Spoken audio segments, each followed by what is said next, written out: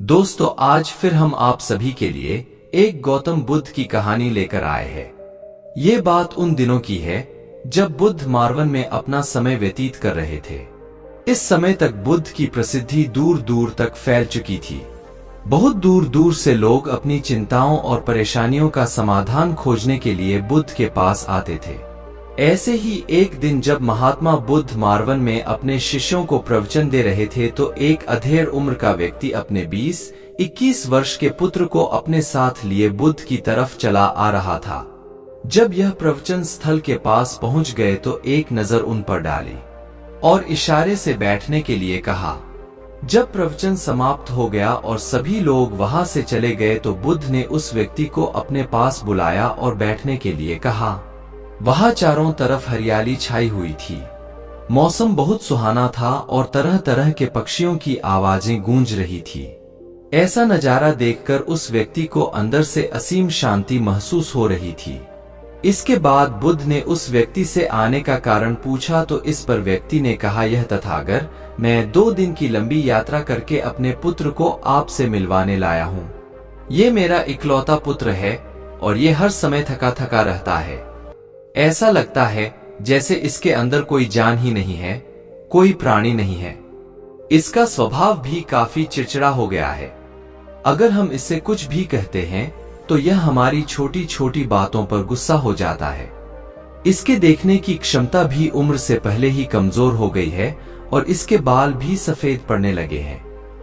इतनी कम उम्र में इतनी बड़ी उम्र का लगना मुझे तो कुछ समझ ही नहीं आ रहा कि इसके साथ क्या हो रहा है। तथागत, मैं अपने पुत्र के स्वास्थ्य को लेकर बहुत चिंतित हूँ। जब मैं अपने पुत्र को वैद्य जी के पास लेकर गया तो उन्होंने कुछ औषधि दी और कहा अपने पुत्र को तनाव कम लेने के लिए कहो। वो अपने दिमाग में बहुत अधिक तनाव लेता है, इसलिए उसकी ऐसी हालत हो गई है। लेकिन मुझे उनके बहुत समझाने के बाद भी तनाव का मतलब समझ नहीं आया। मुझे नहीं पता कि तनाव होता क्या है, यह किन कारणों से आता है और उसे कैसे अपने पुत्र के दिमाग से निकालूं। लेकिन मुझे सबसे पहले तो ये समझना है कि तनाव होता क्या है। इसीलिए तथागत, मैं आपके पास आया हूं। कृपया आप मेरी समस्या का समाधान कीजिए।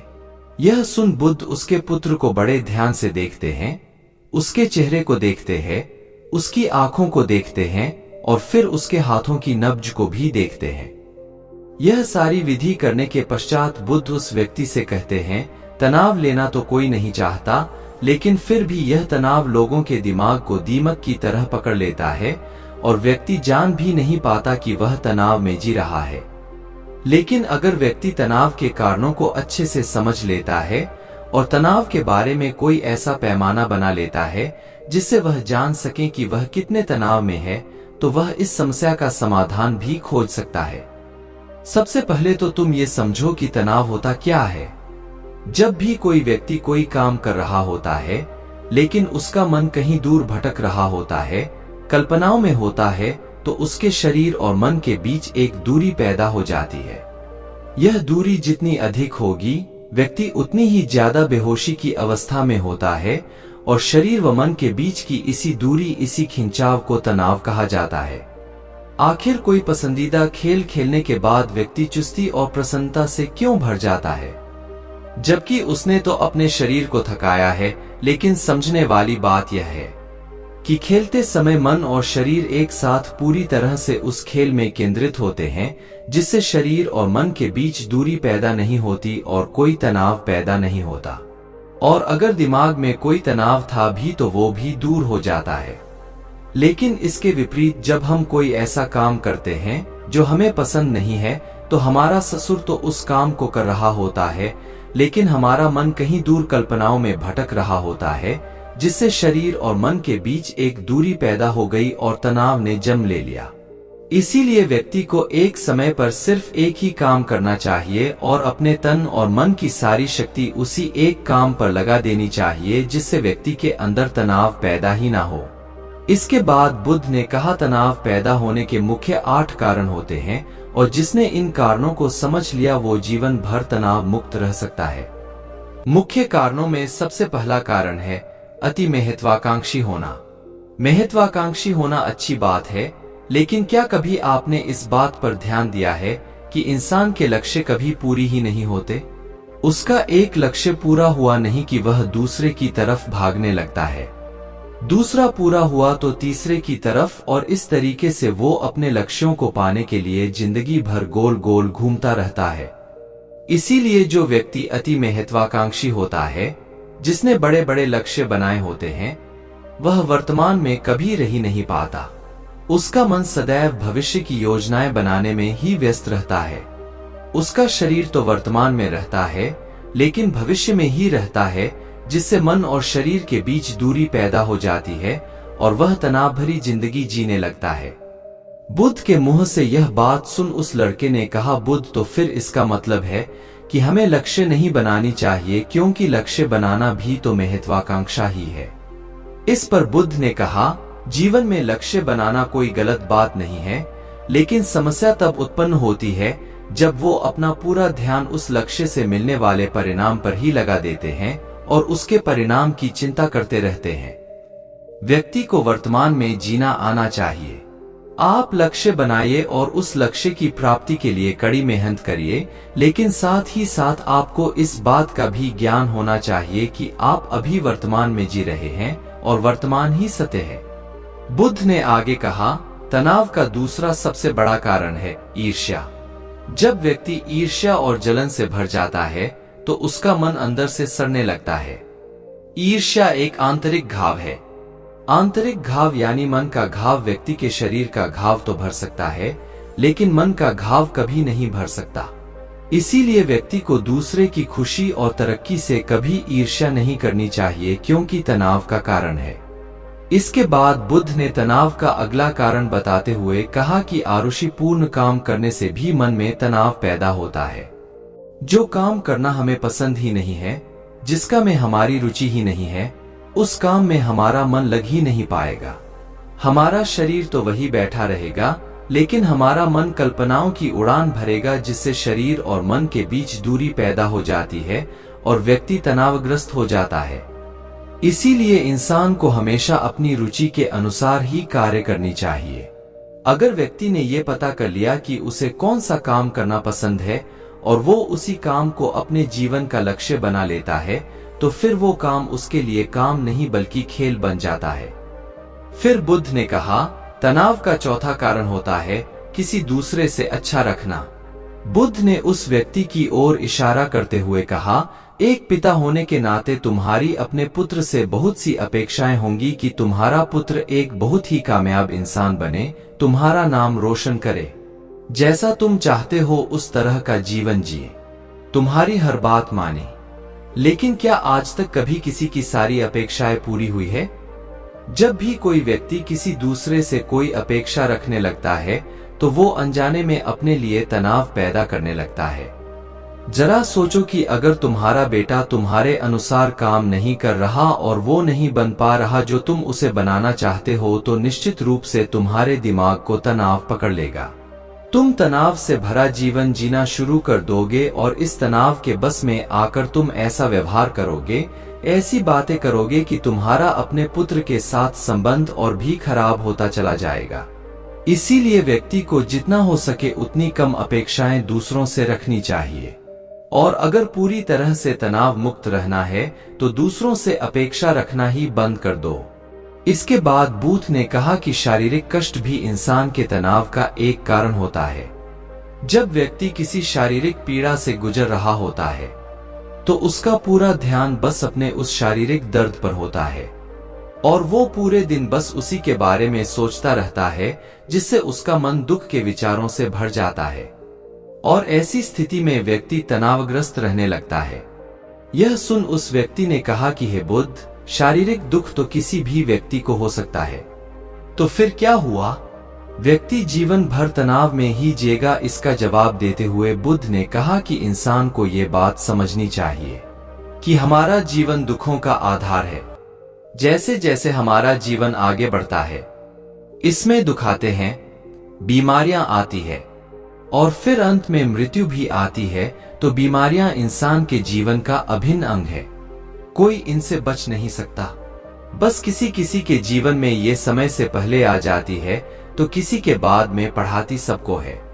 जब इंसान का मन इस बात को अच्छे से समझ लेगा तो फिर वह अपनी बीमारी के बारे में सोच सोचकर ज्यादा तनाव नहीं लेगा, क्योंकि यह हमारे जीवन का अभिन्न हिस्सा है और इसके लिए व्यक्ति को शारीरिक रूप से भी अभ्यास करते रहना चाहिए। अपने जीवन में व्यायाम और स्वस्थ जीवन शैली को भी जगह देनी चाहिए ताकि उसका शरीर लंबे समय तक निरोगी रहकर सही से काम कर सके। तनाव का अगला कारण होता है अपनी योजनाओं को समझने के लिए समय न देना। कुछ लोगों के दिमाग में कोई विचार आया नहीं है कि वो बिना सोचे समझे उस पर काम करना शुरू कर देते हैं और जब उस काम में उन्हें असफलता मिलती है तो वह तनाव से भर जाते हैं, क्योंकि उन्होंने उस काम को शुरू करने से पहले उसके बारे में पूरी जानकारी इकट्ठा नहीं की थी। इंसान को कोई भी काम शुरू करने से पहले उसके अच्छे और बुरे परिणामों के बारे में ठीक से सोच विचार कर लेना चाहिए। इंसान को इस बारे में भी सोच लेना चाहिए कि अगर ये योजना सफल नहीं हुई तो फिर इसके बाद मैं क्या करूंगा। इसलिए व्यक्ति को अपनी योजनाओं को ठीक से समझने के लिए पूरा समय देना चाहिए ताकि बाद में उस योजना की वजह से तनाव पैदा ना हो।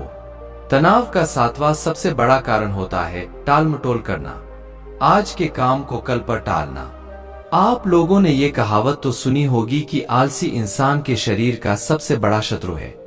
इंसान आलस्य की वजह से आज के काम को कल के लिए टाल देता है और फिर काम को टालना उसकी आदत बन जाती है।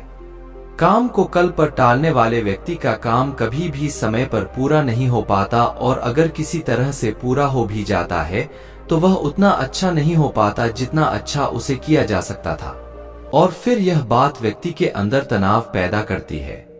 लेकिन काम को टालना या काम को एकदम अंत समय पर करना एक आदत है, इसीलिए व्यक्ति ना चाहते हुए भी बार बार अपनी इस आदत का शिकार बन जाता है और काम को टालता रहता है और फिर जब काम की समय सीमा पास आ जाती है तो वह तनाव से भरकर काम को पूरा करने का प्रयास करता है। इसीलिए तनाव मुक्त रहने के लिए व्यक्ति को काम को टालने की आदत छोड़नी पड़ेगी और यह तभी संभव है जब व्यक्ति काम को समय से पहले खत्म करने का निश्चय करे। सबसे आखिरी और सबसे प्रमुख कारण जो तनाव का होता है वो है ज्यादा सोचना। लगातार सोचते रहना भी एक बीमारी है और यह उस व्यक्ति में सबसे ज्यादा पाई जाती है जो कपोल कल्पनाएं करता है, जो अतीत की घटनाओं और भविष्य की बातों के बारे में सोचता रहता है, जो बेवजह के अनुमान लगाता रहता है। इसीलिए व्यक्ति को ज्यादा सोचने की आदत पर लगाम लगाना चाहिए।